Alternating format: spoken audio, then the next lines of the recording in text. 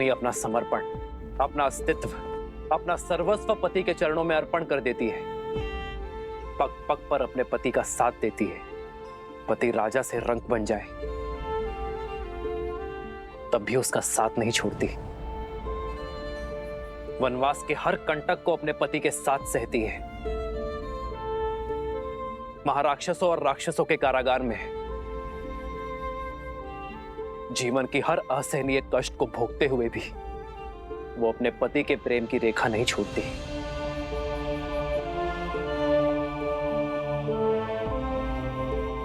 मेरे प्रिय प्रजाजनों, नारी पर झूठा लांछन लगाने से उसकी पवित्रता क्षीण नहीं होती, उसके त्याग की पराजय नहीं होती। पराजय तो उस पति की होती है जो अपने पत्नी के त्याग को उसका समुचित स्थान नहीं दे पाता।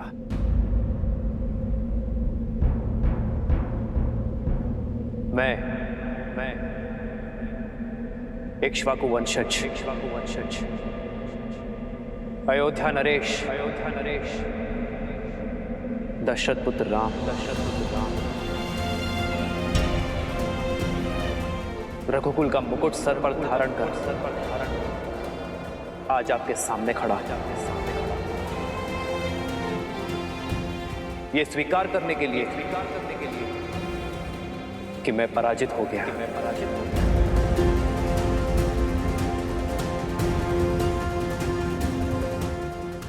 अपनी सीता को विवाह में दिए वचनों को आज मैंने तोड़ दिया है।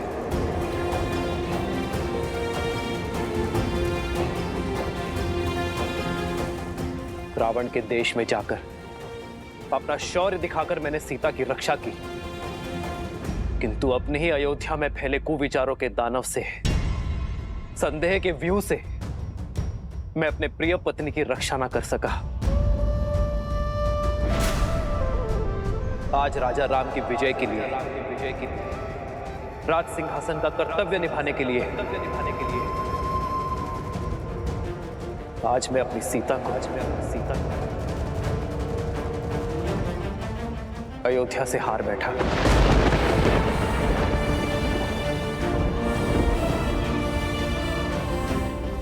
किंतु इसका यह अर्थ नहीं कि मुझे अपनी सीता की पवित्रता पर तनिक भी संदेह है। मेरे रोम रोम से स्वर उठता है कि मेरी सीता अग्नि की भांति पवित्र है।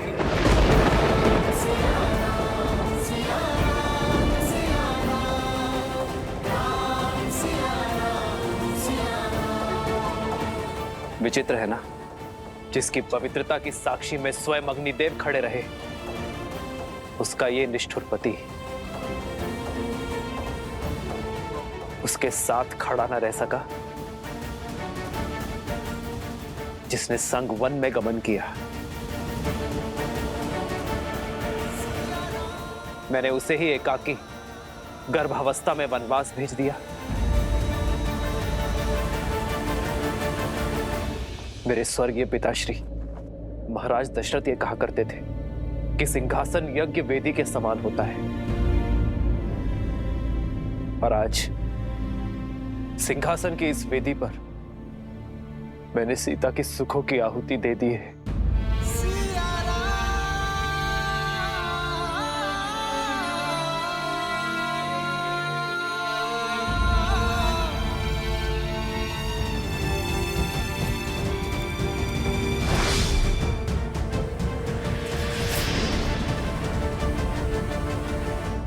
कौन है आप सब?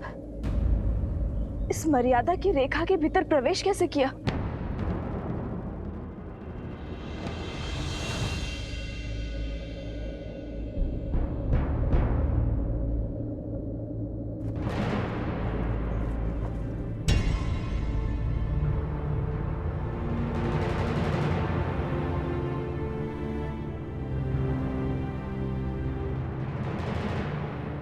पर अब कुछ नहीं हो सकता।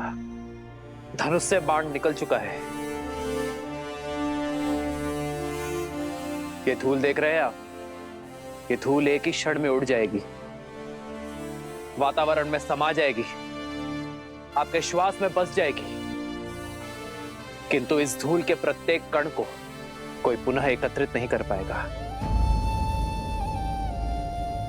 वैसे ही मिथ्या संदेह में कहे गए शब्दों को मिटाया नहीं जा सकता। मेरे राज्य में फैले कुविचारों को, राक्षसी सोच को मिटाने का प्रण दिया है मैंने मेरी सीता को। इसलिए मैंने सीता के साथ वनवास धारण नहीं किया। आज अयोध्या के मनुष्य जीते, पर मनुष्यता हार गई।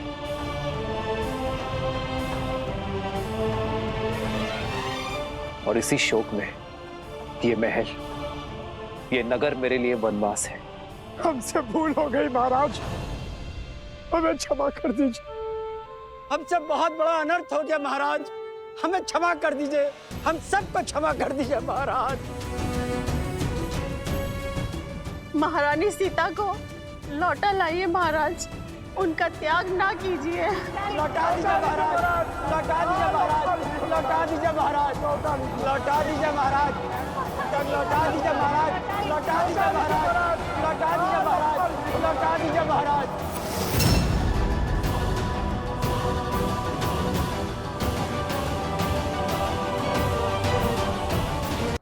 तो दोष राजा का होता है।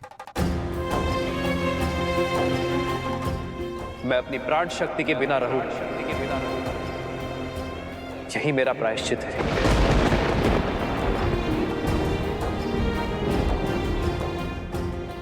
ऐसा करके मैं अयोध्या की प्रजा पर कोई उपकार नहीं कर रहा हूं।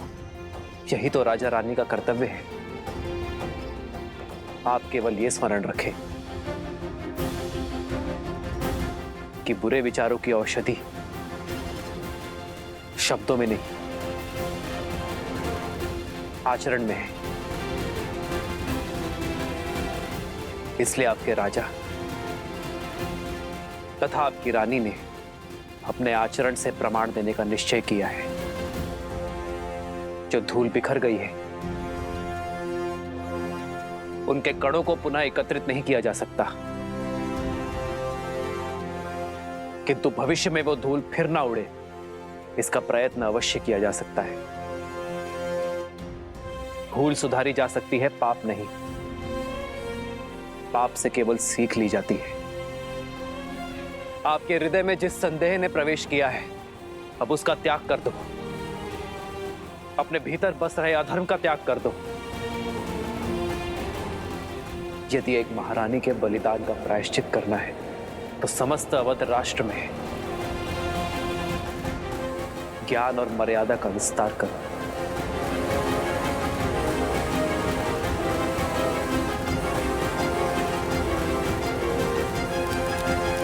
आज आप सभी ये निश्चय करें कि भविष्य में संदेह और कुविचारों के आधार पर बिना किसी प्रमाण के कभी किसी को कष्ट न भोगना पड़े।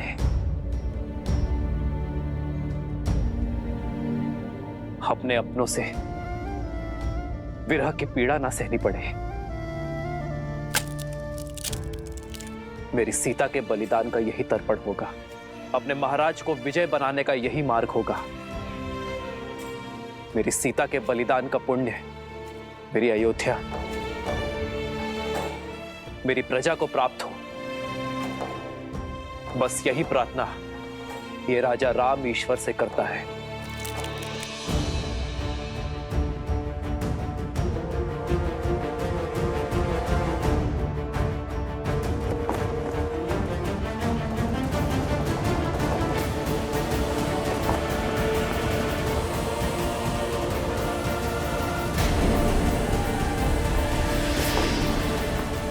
भैया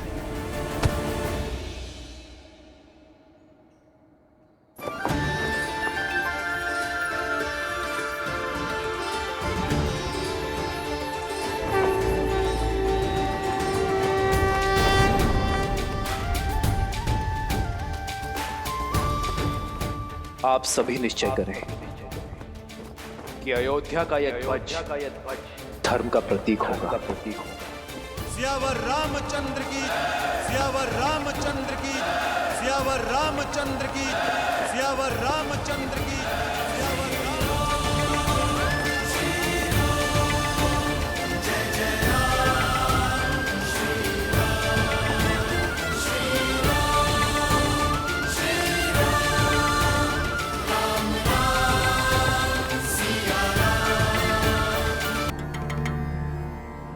गणेश, पुत्र, तुम्हारे मन में जो भी शंका हो मुझसे पूछ सकते हो। पिताश्री, यदि प्रजा के सामने ये उदक्षिण करनी थी तो पहले क्यों नहीं की? माता सीता का बलिदान ही क्यों दिया? ये संसार ऐसा ही है पुत्र। बलिदान से पहले दिया गया परामर्श या तो शंका और या फिर उपदेश का भाव लाता है, और इस बलिदान ने श्री राम को नैतिकता के सर्वोच्च शिखर पर पहुंचा दिया है। केवल इतना ही नहीं, अयोध्या वासियों को यह संदेश भी दिया है कि इस प्रकार के आरोप मन का रोग होते हैं और इनका प्रवेश अयोध्या हो या व्यक्ति का मन, दोनों ही स्थानों पर निषेध होना चाहिए। यदि आज श्री राम ने यह बलिदान ना दिया होता पुत्र, तो कोई भी उनकी बात पर विश्वास नहीं करता। इससे हमें यह संदेश मिलता है पुत्र कि ऐसा बलिदान कोई राजा हो या साधारण व्यक्ति, उसके व्यक्तित्व के विकास और समाज में उसके प्रति विश्वास का आधार बनता है।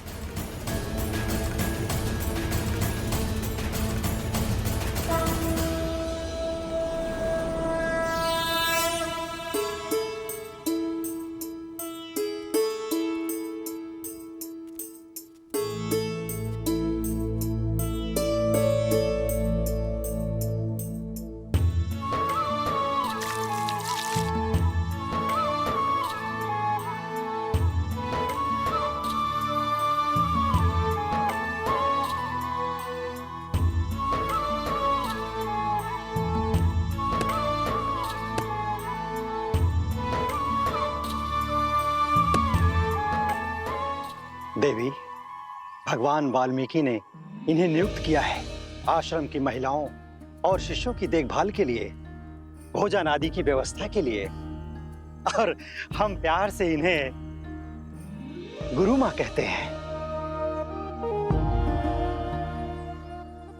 ये देवी वन में अकेली थी गुरु माँ। भगवान वाल्मीकि के आदेश से मैं इन्हें यहां लेकर आया हूं। कृपया आप इन्हें इनकी कुटिया तक छोड़ देंगी? स्वागत है इस पावन स्थल पर।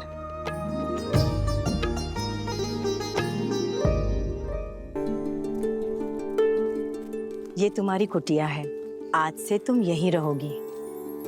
वो पानी का कलश रखा है और भोजन की व्यवस्था बाहर ही होगी। तुम्हारी कुटिया में भी एक चूल्हा रखा है, स्वयं चाहो तो अपना भोजन पका सकती हो। राम सिया राम सिया राम सिया राम राम सिया राम सिया राम। तुम्हारे गर्भ में पलने वाली संतान अति भाग्यवान है, जिसे जन्म लेने के लिए भगवान वाल्मीकि का आश्रम प्राप्त हुआ है।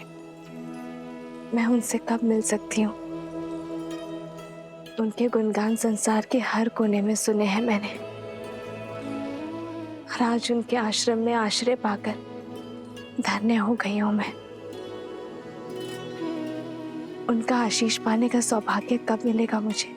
शीघ्र ही तुम्हारी ये इच्छा पूरी होगी। भगवान अपने मंदिर में ध्यानस्थ रहते हैं। स्नान के बाद मैं तुम्हें उनके दर्शन हेतु ले जाऊंगी।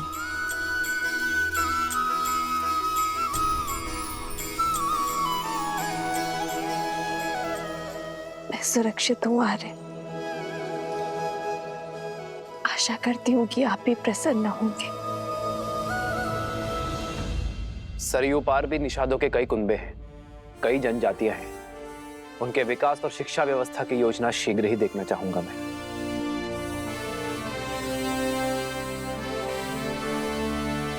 अयोध्या नरेश की जय हो।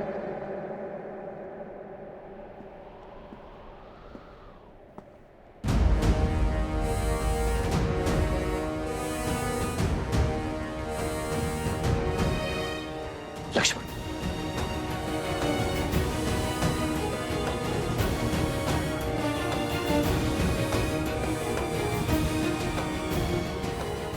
सेनापति लक्ष्मण राजा राम के आदेशानुसार महारानी सीता को अर्थात मेरी भाभी मां को वन में बहुत दूर छोड़कर आ गया है। उन्हें वन में इतनी दूर छोड़ाया हूं जहां अयोध्या की लक्ष्मण।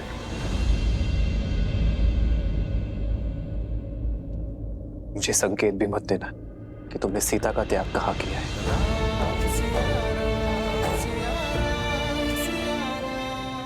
जी महाराज, अवश्य प्रतीत होता है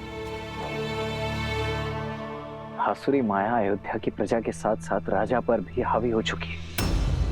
अन्यथा सुनी सुनाई बातों के वश में आकर अपनी ही पत्नी से इतनी घृणा तो नहीं करने लगते आप। लक्ष्मण, अपने शब्द वापस लो। भैया का केवल निर्णय जानते हो तुम, उसके पीछे का कारण नहीं। जानने की आवश्यकता भी नहीं है भरत भैया।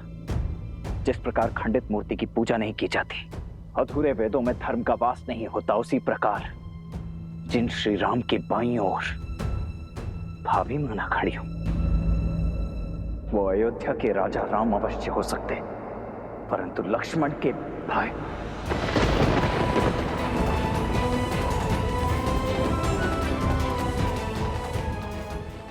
भाई कदापि नहीं।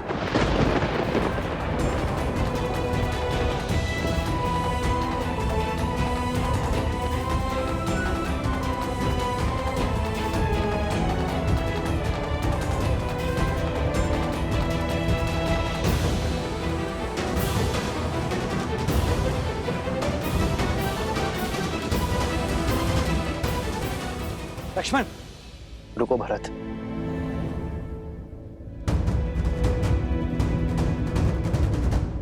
अपने बड़े भाई की दशा समझते हो तो अपने छोटे भाई की मनोदशा को भी समझो।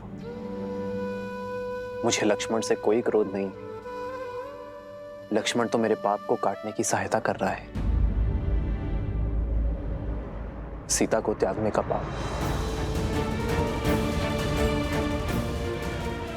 विवाह के समय सीता को दिए वचनों को तोड़ने का पाप,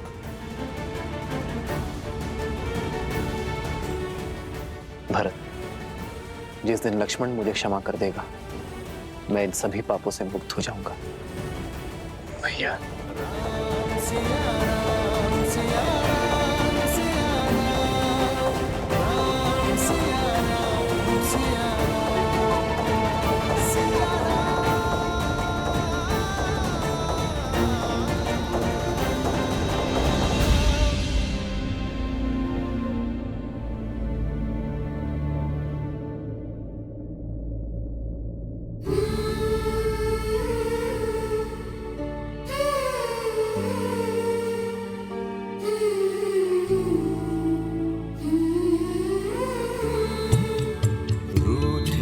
से लगते सांसों के धागे, भीगे ये नैना सोए न जागे, तन से प्राण विलग हूँ जैसे सिया से राम अलग हूँ कैसे।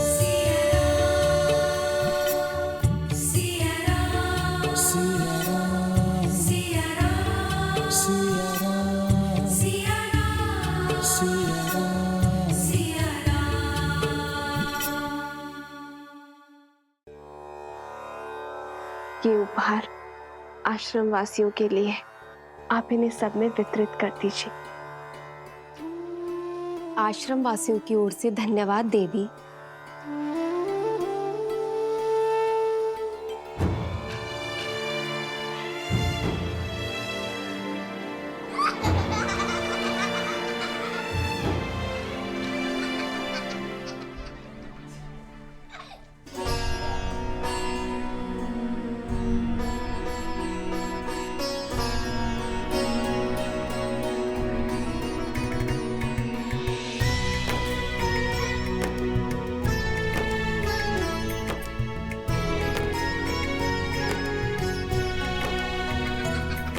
कितना सुंदर वस्त्र है, बहुत सुंदर है।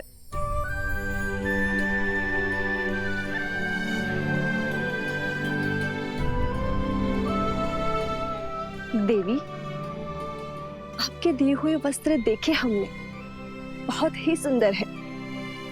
लगता है ये भेष अवश्य तपस्विनी का है, किंतु उपहारों का चयन तो किसी महारानी सा लग रहा है।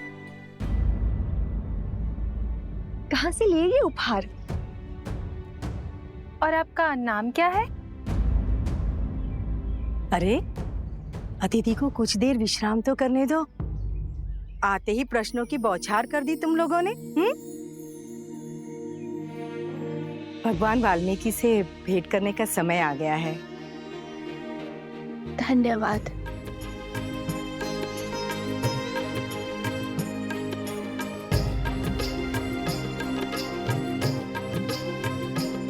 कितनी सुंदर है, सच में किसी राजसी परिवार से लग रही है। हाँ,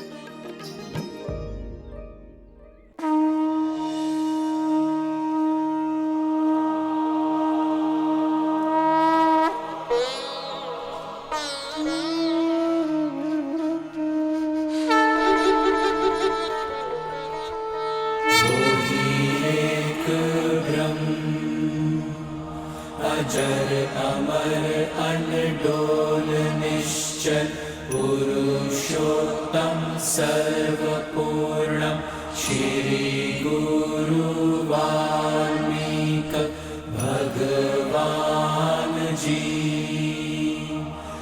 प्रणाम।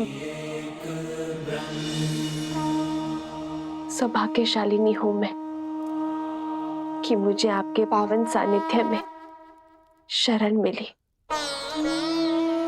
रघुवंशी आपके इस उपकार के लिए सदा आपके सामने नतमस्तक रहेगा। इस आश्रम को तुम्हारी ही प्रतीक्षा थी जानकी। यह आश्रम तुम्हारे लिए शरण नहीं, घर है तुम्हारा। धन्यवाद। किंतु एक निवेदन है। निर्भय होकर कहो। आप तो अंतर्यामी है, सर्वज्ञाता है। आपने मुझे पहचान लिया, किंतु मैं नहीं चाहती कि यहाँ किसी को मेरा परिचय मिले, और ना ही मैं यहाँ किसी को वन में आने का कारण बता सकती हूँ। ये संसार वो बहेलिया है जिसे सुख और आनंद में डूबे पंछियों को अलग करने में बड़ा सुख मिलता है। इसीलिए इस जग में प्रेम और संतोष को पाना इतना कठिन है। तुम्हारी कथा, तुम्हारी व्यथा और वन में भेजे जाने का कारण मैं सब जानता हूं। निश्चिंत रहो। यहां इस वन में ना ही तुमसे कोई तुम्हारा नाम या परिचय पूछेगा और ना ही कोई संदेह करेगा। यहां सब तुम्हें वन देवी के नाम से जानेंगे।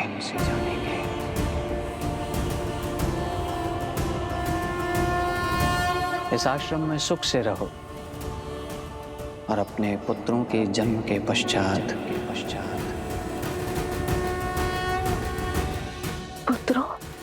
हाँ सीता, एक नहीं दो सूर्यवंशी जन्म लेंगे तुम्हारे गर्भ से।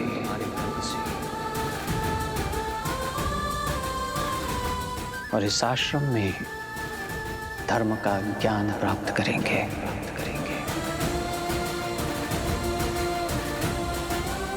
आपकी वाणी ने मेरे मन को आनंदित कर दिया।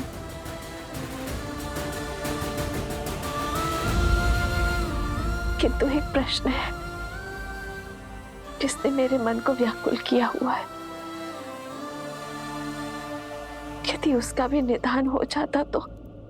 पूछो पुत्री, निर्भय होकर पूछो। क्या मेरा परिवार कभी एक हो पाएगा? क्या कभी मैं, मेरे पुत्र, मेरे स्वामी पुनः कभी मिल पाएंगे?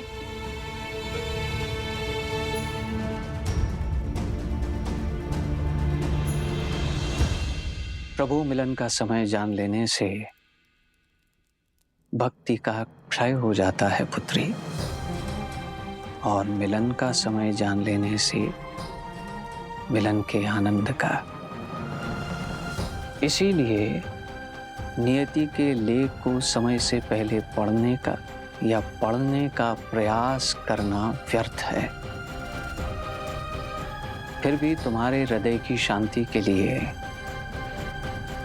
मैं इतना अवश्य बता सकता हूं कि अयोध्या के राज सिंहासन पर तुम्हारे पुत्रों का राज्याभिषेक अवश्य होगा।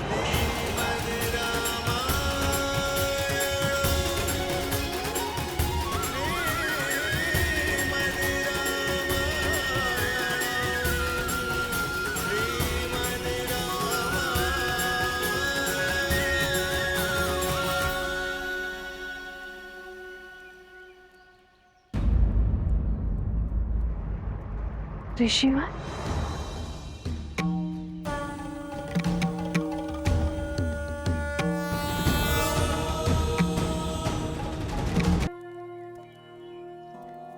धन्यवाद ऋषिवर। सौभाग्यवती भव महारानी सीता।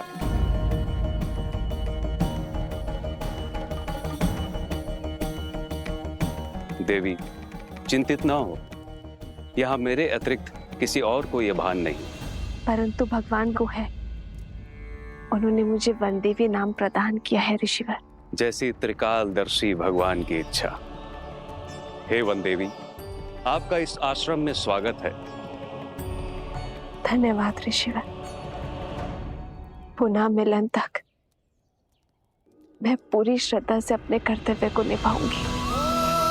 सोहती सी राम के जोरी, छवि सिंगारू मनहु एक ठोरी।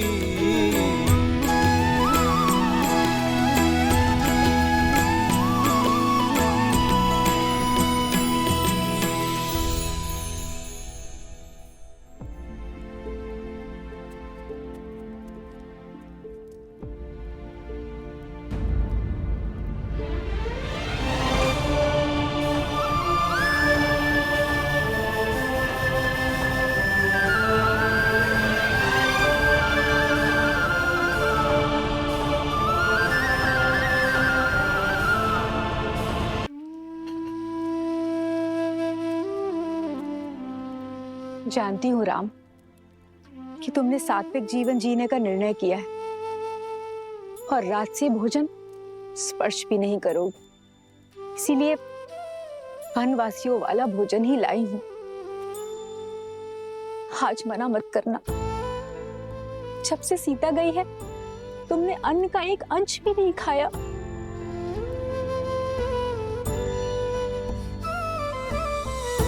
बात भोजन के प्रकार की नहीं है मां, भूख की है।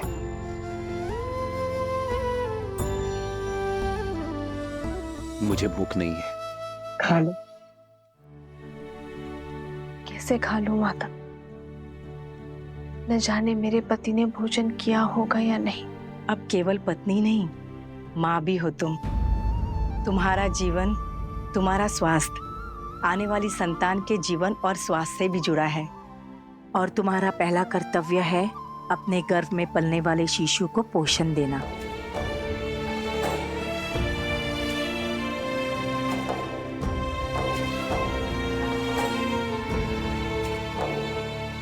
जिस पीड़ा में आप है, निश्चिंत ही आपने अनुग्रह नहीं किया होगा। अरे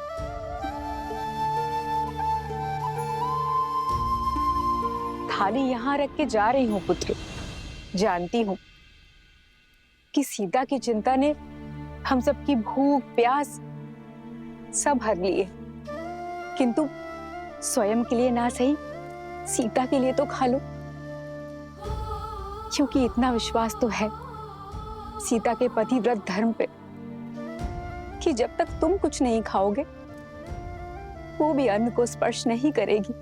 जन्म जन्म का है ये संगम, राम रतन सीता वैभव धन। है पौरुष, एक समर्पण, एक है रूप तो दूजा। गुरु माँ का कथन भी उचित है, अयोध्या के कल का पालन करना भी तो आवश्यक है आर्य। राम सिया राम सिया राम सिया राम, राम सिया राम सिया राम। नहीं, मैं आपको खिलाए बिना नहीं खा सकती आर्य।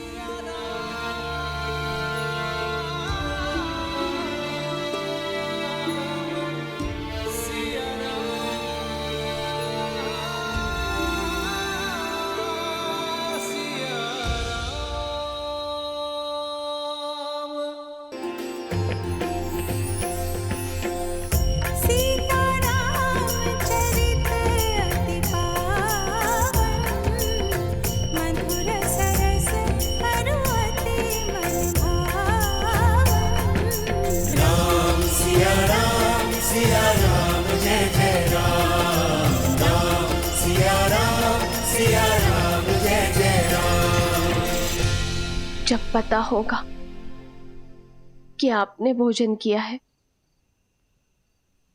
तभी मुझे तृप्ति मिलेगी आर्य।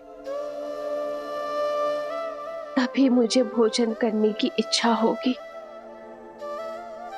कि आपके कंठ से ग्रास न उतरने का विचार ही मुझे भयभीत कर रहा है आर्य।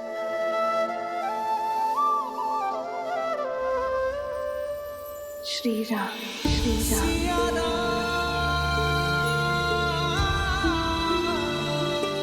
सीते,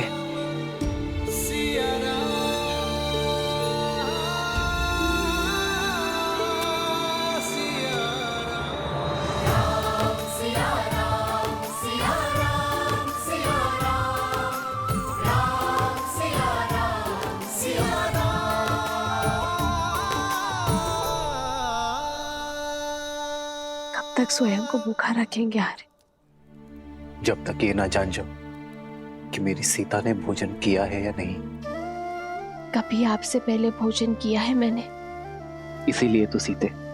आर्य, जब दो लोगों में गहन और सच्चा प्रेम हो तो वो एक दूसरे का प्रतिबिंब बन जाते हैं।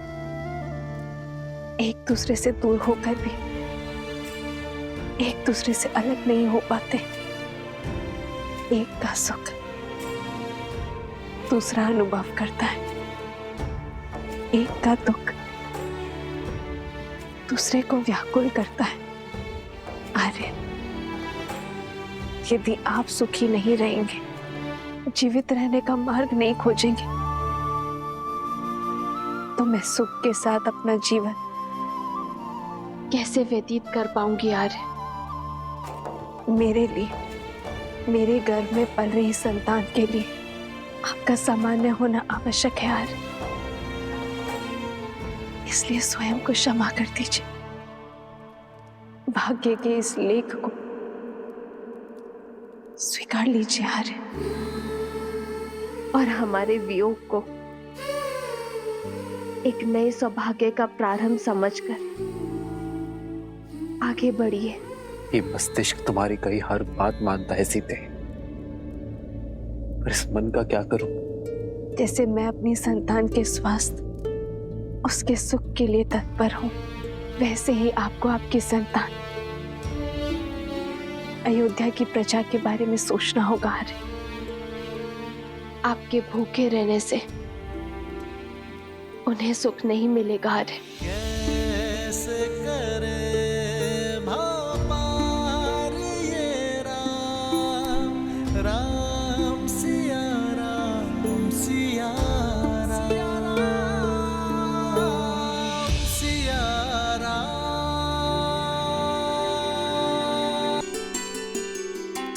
प्रेम समर्पण करुणा ज्ञान से है भरा दो प्यारा नाम।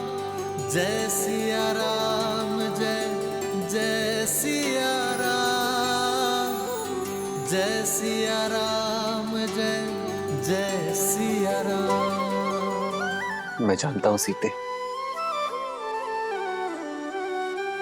जब तक मेरे मुख में ग्रास नहीं जाएगा तब तक तुम भी नहीं खाओगी। इसलिए मैं अपना व्रत तोड़ता हूं, तुम भी खा लो सीते।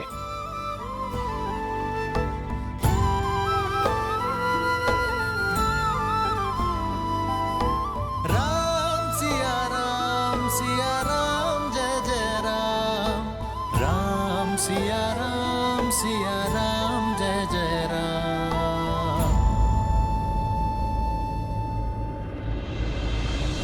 जन्म जन्म का है ये संगम, राम रतन सीता वैभव धन। लगता है आपने भोजन ग्रहण कर लिया है आर्य।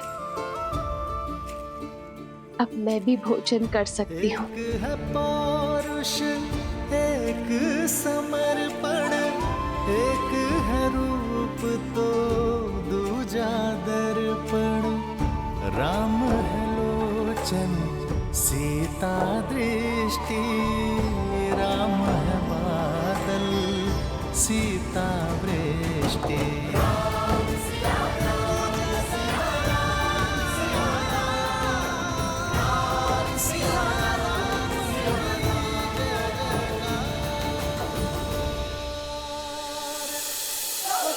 बचाओ बचाओ बचाओ बचाओ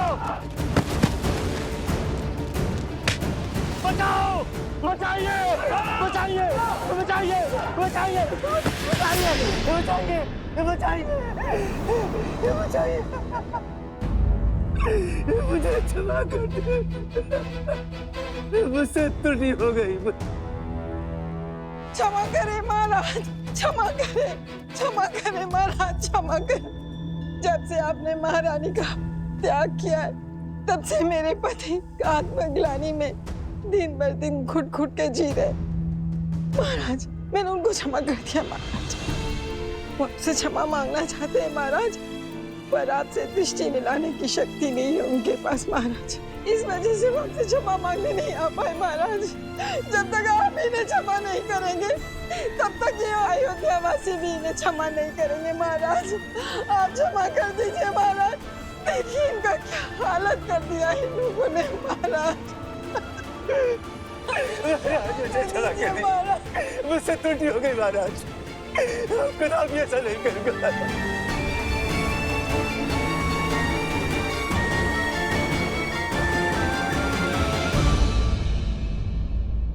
उठिए देवी, उठो। इन नगर वासियों का कोई अपराध नहीं है, इन्होंने कोई दोष नहीं किया है। मैं जानता हूं महाराज, मैं इसी योग्य हूं, मुझे क्षमा कर दीजिए महाराज, मेरी मति भ्रमित हो गई थी महाराज, मुझे क्षमा कर दीजिए प्रभु, मुझे क्षमा कर दीजिए। मैं तुम्हें क्षमा करता हूं वस्त्रक, किंतु क्षमा के साथ साथ दायित्व भी आता है। मैं आज तुम्हें एक दायित्व सौंपता हूं कि तुम ना केवल अपनी पत्नी को सम्मान सहित अपने जीवन में सम्मिलित करोगे, बल्कि अपने राज्य की रक्षा भी करोगे। ये ध्यान रखोगे कि लोक कपवाद से कोई भी किसी भी तरह प्रभावित ना हो।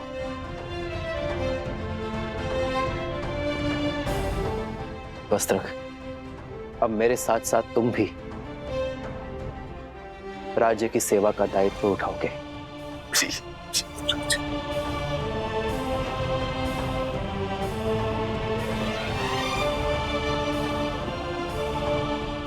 मैं जानता हूं आप सभी व्याकुल हैं, किंतु अराजकता किसी समस्या का हल नहीं। यदि आप कुछ करना ही चाहते हैं तो अयोध्या को कर्म और धर्म की पराकाष्ठा बनाने की यात्रा में अपना सहयोग दीजिए। इस राज्य को राम राज्य बनाने में सहायता कीजिए। कहिए, क्या मेरी अयोध्या की प्रजा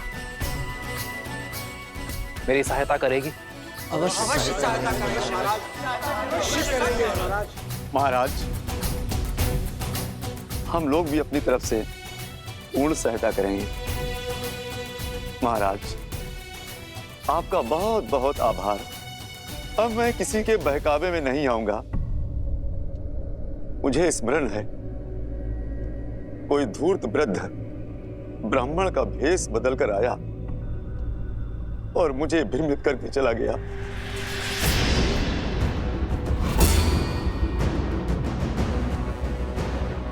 वस्त्र रख।